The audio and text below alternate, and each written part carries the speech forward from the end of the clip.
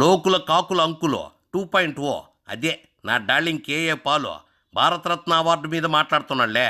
ఎప్పట్లాగే ఒకదానికి ఇంకోదానికి సంబంధం లేకుండా మాట్లాడతాడు కదా, అట్టే మాట్లాడుతున్నాడు. ఇందాం రండి. పాలు ఇంక స్టార్ట్ చేయి.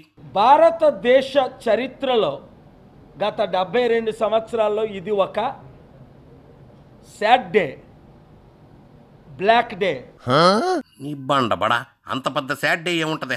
ప్రణబ్ ముఖర్జీ గారు అందరికీ తెలుసు, ఆయన క్రిమినల్ అఫెన్సెస్. పిఎస్ సంగమా గారు ఫార్మర్ స్పీకర్ కోర్టులో ఫైల్ చేశారు. ఆయన ఫ్యాబ్రికేటెడ్ డాక్యుమెంట్స్తో ప్రెసిడెంట్ ఆఫ్ ఇండియా అయ్యారని.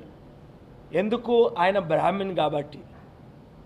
దానికి సరి అయిన రెస్పాన్స్ ఎవరి దగ్గర నుంచి లేదు సరికదా. ఈరోజు ఆయనకి భారతరత్న ఇవ్వడం అన్నది ఎంత విషాదకరం. ఒరే ఒరే ఒరే, ప్రణబ్కి భారతరత్న వచ్చినందుకు అందరూ సంతోషపడుతుంటే నువ్వు ఒక్కడే విషాదంగా ఉన్నావా? అందుకే నిన్ను పాలు అంటారేమో. ఇది ఒక దుర్దినం మన దేశ చరిత్రలో.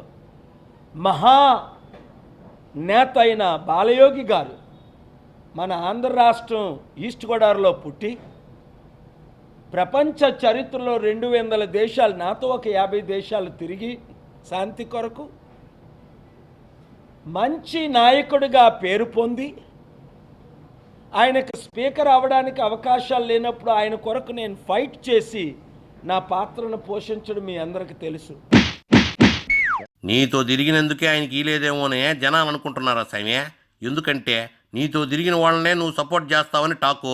అలాంటి బాలయోగి గారు దళితుడు అయినందువలన ఈరోజు భారతరత్న ఇవ్వాలని కనీసం ఆలోచన కూడా ఈ తెలుగుదేశం పార్టీకి కానీ వారితో ఇంతవరకు పొత్తులున్న బీజేపీ పార్టీకి కానీ రాలేదంటే కేవలం ఆయన దళితుడు కాబట్టే కదా, నీతి నిజాయితీగా ఉండబట్టే కదా. ఎంత సాడ్ డే, దుర్దినం. నువ్వు ప్రజాశాంతి పార్టీ పెట్టి ఈ కులాల్ని రెచ్చగొట్టే వ్యాఖ్యలేందే నీకైనా చిల్లరగా అనిపించడం లేదా? నేను ప్రధానమంత్రి గారిని, చంద్రబాబు నాయుడు గారిని, దేశ క్యాబినెట్ని ప్రశ్నిస్తుంది ఏంటంటే, ప్రశ్నలకు జవాబు చెప్పవలసి ఉన్నది.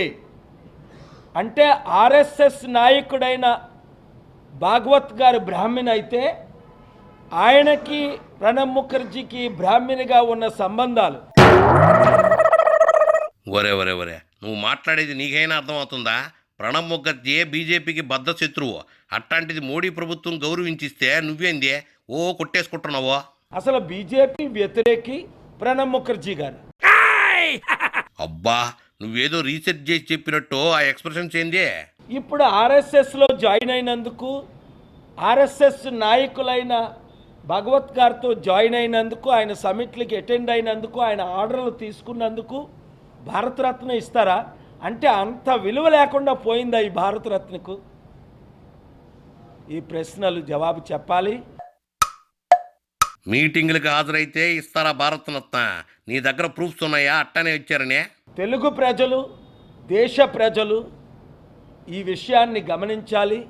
మీడియా మిత్రులు, మీడియా ఓనర్స్ కూడా ఈ విషయాన్ని ఖండించాలి. దళిత నాయకులు, బడుగు వర్గాల నాయకులందరూ, బ్రాహ్మణ్లో అనేక పర్సెంట్ 95% వారు నీతి నిజాయితీగా ఉన్న బ్రాహ్మణ్స్ అందరూ దీన్ని ఖండించాలి. నువ్వు ఖండించావని అందరూ ఖండిస్తారా ఏందే కామెడీగా? మీడియా వాళ్ళకి ఏది కరెక్టో ఏది రాంగో తెలుసు కాబట్టే ఖండించడం లేదు. ఏతంటావు? ఎందుకంటే ప్రణబ్ ముఖర్జీ గారు నాకు బాగా పరిచయం, మీ అందరికీ తెలుసు. ఇదిగోండి 2 years బ్యాక్ ఆయన నన్ను హోస్ట్ చేయడం ప్రెసిడెంట్ హౌస్లో. నేను మోడీతో కేసీఆర్తో ఫోటోలు దిగాను. వాళ్ళు నాకు చాలా దగ్గర. వాళ్ళ బిహేవియర్ బాగుండదో నేను చూసే అంటే ఒప్పుకుంటారా? నువ్వు చెప్తే అట్టానే ఉంది. కమిట్మెంట్ చేసి ఎప్పుడు లైఫ్లో కమిట్మెంట్స్ నెరవేర్చలేదు. అలాంటి ప్రణబ్ ముఖర్జీ గారికి ఈ దేశ శాంతికి విరుద్ధంగా పనిచేశారు. ఇదే ప్రూఫ్. మీరందరూ కాపీలు తీసుకోండి. అమెరికాలో ఫెడరల్ గవర్నమెంట్లో వాషింగ్టన్ డీసీలో మిస్టర్ ల్యారీ క్లైమెన్, అంతకంటే పెద్ద లాయర్ అమెరికాలో ఉండరు, ఇద్దరు ముగ్గురులో ఆయన ఒకరు.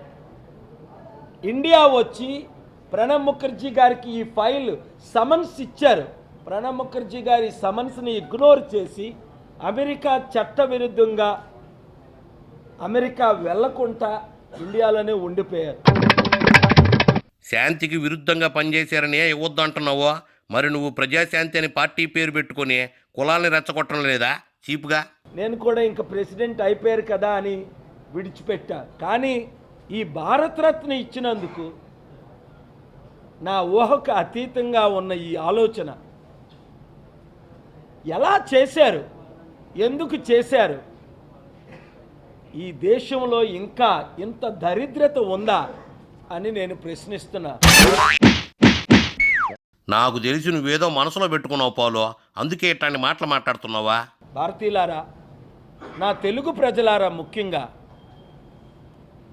అవినీతిని మనం ఖండించకపోతే, సత్యాన్ని మనం ఎత్తి చూపించకపోతే, ఓ అంటూ మీ అన్నాడు Martin Luther King, if you can find a reason to die you better not live అన్నారు ఆయన. as long as I live, I will speak the truth, expose the injustice and corruption, and stand for my people of all faiths and all groups and all castes.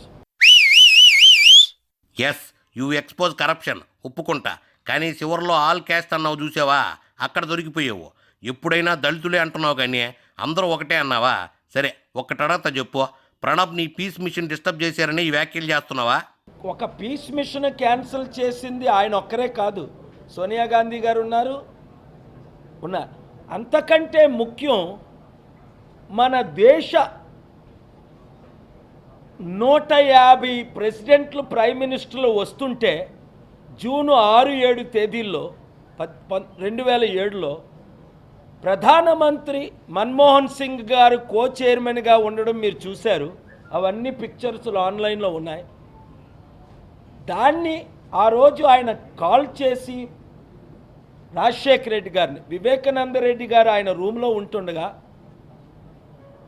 అదేవిధంగా యేసుపాదం గారు రూమ్లో ఉంటుండగా, రేయ్ నువ్వు ఇంగ్లీష్లో you are doing chief minister job or prime minister job అని ఖండించి కిన్నపరిచి, నిన్ను అడిగిన దానికి తప్ప అన్నిటికీ జవాబు చెప్తున్నట్టే ఉంది. అందుకే నిన్ను లోకుల కాకుల 2.0 అని అనాల్సి వస్తుంది సామి. అసలు ఎవరికి ఎవరు వార్నింగ్ ఇచ్చారు చెప్పు? ప్రణబ్ ముఖర్జీ గారు రాజశేఖర రెడ్డి గారు ముఖ్యమంత్రి ఉంటుండగా వార్న్ చేశారు. దేనికి?